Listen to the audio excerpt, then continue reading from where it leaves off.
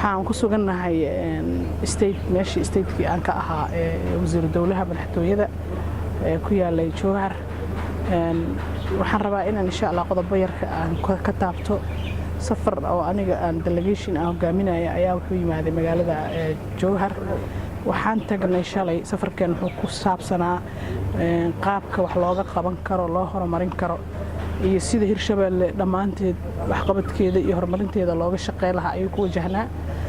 waxaan soo boqonnay meel specific ah oo runtii taariikhi ah oo u baahan in maaragtay la arko waxna laga qaban karo in wax laga qabtana loo baahan yahay. meeshaas oo ah saabuun iyo maxaan ku dhahaa waxaan tagnay tanaaladii biyaha ilaa 5 tanaal soo aragnay kanaalo.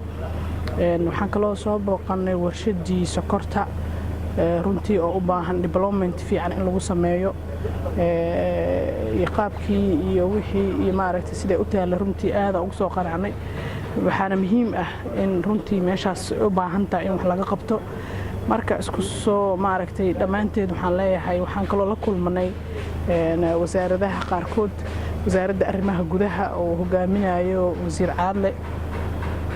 waxaan is aragnay wasiir dowlaha haweenka Saadiye Buris ururka haweenka ururka dhalinyarada oo mataqaana iyagana aan is wareysanay baahida badan oo ka jirta meeshan waxay u badan tahay horta wadadii oo naga xiran iyo maxaa la dhahaa ii sheeg ilihii dhaqaalaha kaabihii dhaqaalaha u baahan in mataqaana la soo kiciyo haykalkii dhaqaale mandaqadan in horumar lagu sameeyo u baahan tahay inay dawladda federaalka oo hogaaminayo Maxamed Cabdullaahi Farmaajo iyo maxaa la dhahaa ra'iisul wasaare Xasan Cali Khayre iyo maxay tahay golaha wasiiradooda waxaan rabnaa inay ku darsadaan in statekan uu u baahi badan u qabo wadadaas in la furo horumarkeedana nalagala shaqeeyo.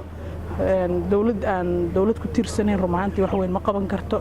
waxaan ka codsanaynaa si qaas ah ka wasiir ahaan ka gabar ahaan waxaan ka codsanayaa dawladda federaalka inay si rasmi ah maxaa la dhahaa dadaalka ay noo sameynayaan in laba jibaaraan si aan u gaarno horumar la taaban karo ayagana ay u noqoto guulaha ay nala qabteen anagana hadhowdaan laga sii iyo horumarkaas aan rabno hadii Ilaahay yiraahdo inaan ku maxaa la dhahaa ii sheeg aan dhahno xilligii uu madaxweynaheeni gacan u nasiiyay inaan dhahnaan rabnaa. ra'iisul wasaare Xasan Cali Khayre intuu u yimid runtii wuuna arkay bulsho aad diyaar u ah basil rabaan inay wax qabsadaan inta joogto ku sugan. anagana waxaan rabnaa ka wasiir ahaan in barnaamijyada socdo in aad loo dardargeliyo. mashruucan waxa laga hadlayay oo xaalad xasaasiyaha keenay oo mataqaana mashaariicda ayagana waxaan rajaynaynaa inay sadib badan yeelanayaan kulli madaxweynaha ka hadlo wasiirada way ka hadleen ma raba inaan ka sii hadlo mashruucaas oo ku sii dheeraado laakiin waxaa la rabaa in wax walba si cadaalad iyo transparency ku jirto oo dawladnimo ku jirto in wax walba loo qaybsado si ummadda moralkeeda u dareemaan in maxaa la yiraahdaa waxaan wax la wada leeyahay ay yihiin mashruucaas intaas oo gaabsanaya. hadda adduunyada waxaa la Jowhar ka joog aakhirana janno ka joog waan Jowhar aan joogaa runtii oo aan mas'uuliyiinta ka mid ahay. waxaan dareemayaa inay horumar badan meeshan ka soo socdo iftiina ii muuqdo. waxaan rajaynayaa insha Allah tacaala inaan ku guuleysano mustaqbalka soo socdo inay meelshii hore ay noqoto xilligii Ilaahay ha u naxariisto dawladda Maxamed Siyaad Barro kale inay noqoto oo beerihii la tabcado warshadihii la soo celiyo loo soo dalxiis tago warshiiqoo kale cadaloo kale meelo badan oo dalxiis lagu tago in la sameeyo aan rajaynaynaa.